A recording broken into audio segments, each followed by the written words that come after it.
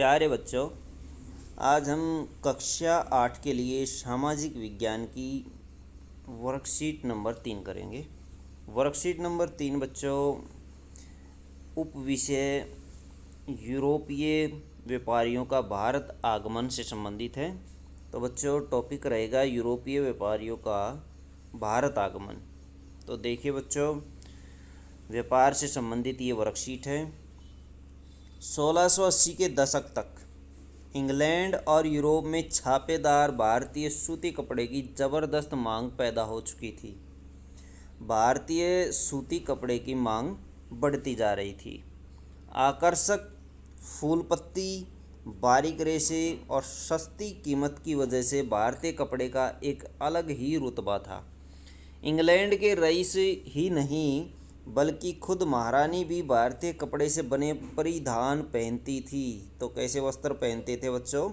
भारतीयों के द्वारा बुने गए या बनाए गए वस्त्रों को महारानी भी पहनती थी, इंग्लैंड की महारानी। दुनिया के बाज़ार पर भारतीय कपड़े का दबदबा 18वीं सदी के आखिर तक बना रहा। 18वीं सदी के आखिर तक ये दबदबा बना रहा। डच, फ्रेंच और अन्य यूरोपीय व्यापारी कंपनियों ने इस व्यापार से बेहिसाब मुनाफा कमाया।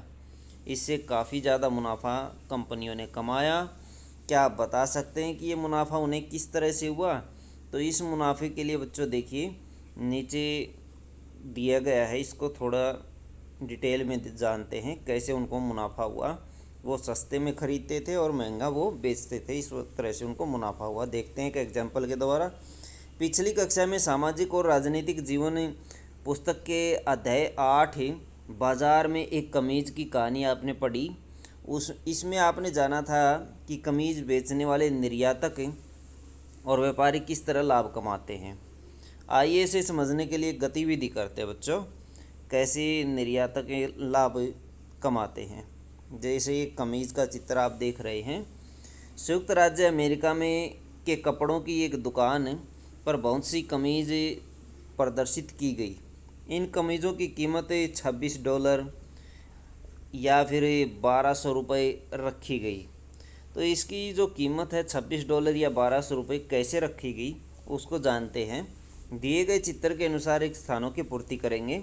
संयुक्त राज्य अमेरिका के कमीज़ों के व्यवसायी ने दिल्ली के वस्त्र निर्यातक से कमीज़ कितने रुपए में खरीदी? ₹200 में खरीदी। तो ₹200 में उसने खरीदी, प्रति कमीज़ के हिसाब से खरीदी। फिर उसने इसके ऊपर विज्ञापन दिया और विज्ञापन पर ₹300 खर्च किए। 300 यहाँ भर देंगे आप। ₹300 संचार साधनों द्वारा विज्ञापन के लिए खर्च किए। इसके बाद लगभग प्रति कमीज़ ₹100 स्टोर में रखने के लिए दिए। स्टोर में रखने, प्रदर्शन व अन्य मद पर खर्च किए ₹100। इस तरह से इस व्यक्ति को कमीज़ की लागत ₹600 पड़ी। 300 विज्ञापन पर, ₹200 की वो खरीदी कमीज़ और ₹100 भंडारण के लिए खर्च किए। तो 200 और 300 500 और 100 600, टोटल ₹600 की उसको कमीज़ पड़ी। अब वो 600 की लेता है और ₹1200 की बेच देता है। कितने की बेच देता है वो? ₹1200 की। वह उसे ₹1200 में बेच देता है। तो एक कमीज़ पर उसे ₹600 का मुनाफा होता है, क्योंकि 1200 में से यदि 600 हम घटाएंगे तो 600 बचेगा। तो ₹1200 का मुनाफा हुआ। वह जितनी अधिक संख्या में कमीज़ बेचेगा उसे उतना ही अधिक लाभ होगा। तो बच्चों देखा किस तरह से आधे से भी बहुत कम रेट में उसने कमीज़ खरीदी। ₹200 में कमीज़ खरीदी थी और बेची 1200 में। उसने इसके ऊपर कितना खर्चा किया? ₹400 का खर्चा कर दिया। 200 और 400 ₹600 की उसको कमीज़ पड़ी, यानी ₹600 की कमीज़ उसने खरीदी, ये समझो। और बेचता कितने में है? 1200 में। डबल मुनाफा वो कमाता है। तो इसी तरह से बहुत से व्यापारियों ने ऐसा किया और डबल मुनाफा कमाया। डच और फ्रेंच व्यापारी थे, यूरोपीय व्यापारी, इन्होंने बेहिसाब मुनाफा इसी तरीके से कमाया था। इधर दिल्ली के वस्त्र निर्यातक ने ₹200 प्रति कमीज़ के हिसाब से जो कमीज़ें बेची उसमें कपड़ा व कमीज़ में लगने वाले कच्चे माल का मूल्य 70 रुपये प्रति कमीज़ के हिसाब से पड़ा था। जो 200 रुपये की ये कमीज़ बेची थी उसके ऊपर ये जो कपड़ा था वो 70 रुपये का उसको पड़ा था। और कामगारों की मजदूरी 15 रुपये थी कमीज़ बनाने की, और कार्यालय चलाने का खर्च 15 रुपये प्रति कमीज़ के हिसाब से हुआ था। तो टोटल उसका जो खर्चा हो जाता है 70 + 15 और +15, तो टोटल 100 रुपये उसका खर्च हो जाता है।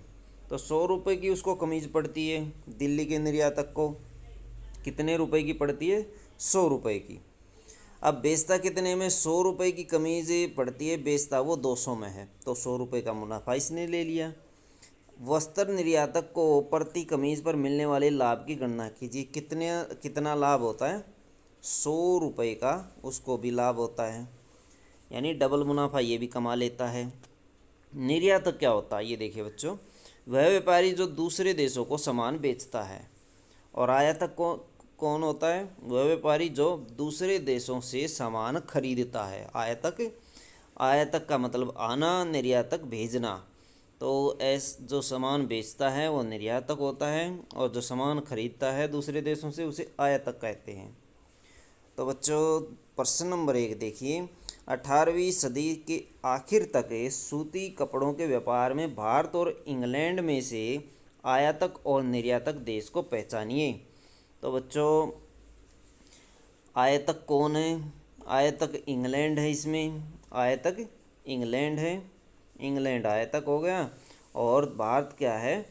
निर्यातक है, क्योंकि भारत से कपड़ा बेचा जाता था, दूसरे देशों को भेजा जाता था। भारत जो है वो आयातक है, जबकि इंग्लैंड जो है वो निर्यातक है। तो आप ये इसमें लिख सकते हैं। प्रश्न 2 देखिए, 18वीं सदी के आखिर तक इंग्लैंड और यूरोप में भारतीय सूती कपड़े की ज़बरदस्त मांग के क्या कारण थे? तो बच्चों उनकी बनावट और बनाने का जो तरीका था और सूती कपड़े थे जिनकी वजह से मांग बढ़ती जा रही थी। यूरोप में, इंग्लैंड और यूरोप में छापेदार भारतीय सूती कपड़े की मांग पैदा हो चुकी थी। आकर्षक, ये बताया कि आकर्षक फूल पत्ती, बारीक रेशे और सस्ती कमीज़ की वजह से, सस्ते होने की वजह से भारतीय कपड़ों का अलग ही रुतबा था। इंग्लैंड के रईस ही नहीं बल्कि खुद महारानी भी भारतीय कपड़े के परिधान पहनती थी। बच्चों ये वाला आप इसमें लिख सकते हैं। तो ये वाली 2 लाइनें, 3 लाइनें आप इसमें लिख देंगे, तो ये इसका आंसर हो जाएगा बच्चों। तो ये थी बच्चों आपकी एसएसटी की वर्कशीट। वीडियो अच्छी लगे तो लाइक करें, हमारे चैनल को सब्सक्राइब करें।